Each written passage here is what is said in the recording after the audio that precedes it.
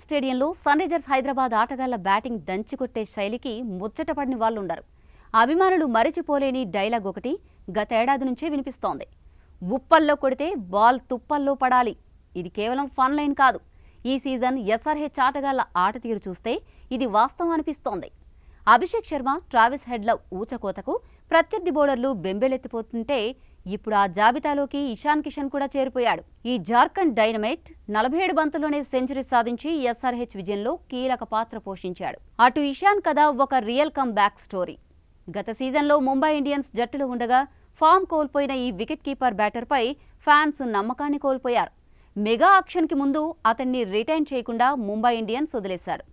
ఇదే సమయంలో ఎస్ఆర్హెచ్ 11 కోట్ల రూపాయలతో ఇషాన్ను కొనుగోలు చేయడం చాలా మందికి షాక్ ఇచ్చింది.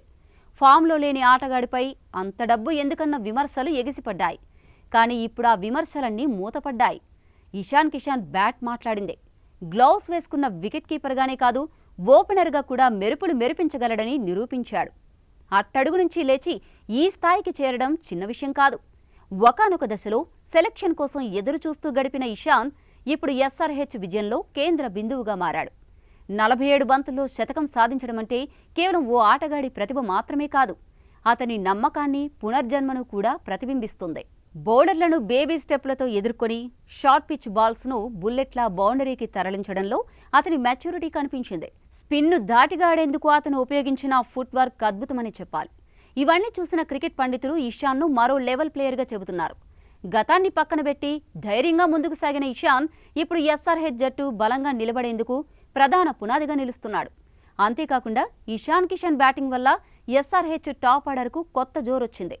అభిషేక్ హెడ్ ముందు బౌండరీల వర్షం కురిపిస్తే ఇషాన్ ఆ వానను తుపానుగా మార్చాడు. అతని ఇన్నింగ్స్తో ప్రత్యర్థి బౌలర్లు లైన్ అండ్ లెంత్ ఎక్కడ వేయాలో అయోమయంలో పడిపోయారు. ఒకే సమయంలో పవర్, టెక్నిక్, టెంపర్మెంట్ ఇలా 3 కూడా అతని ఇన్నింగ్స్లో కనిపించడం విశేషం. ఇవి చూసిన క్రికెట్ ఫ్యాన్స్ అంతా ఇప్పుడు ఒకే మాట అంటున్నారు: ముంబై ఇండియన్స్లో ఇషాన్ లేకపోవడం అతనికి మేలు చేసిందని అభిప్రాయపడుతున్నారు.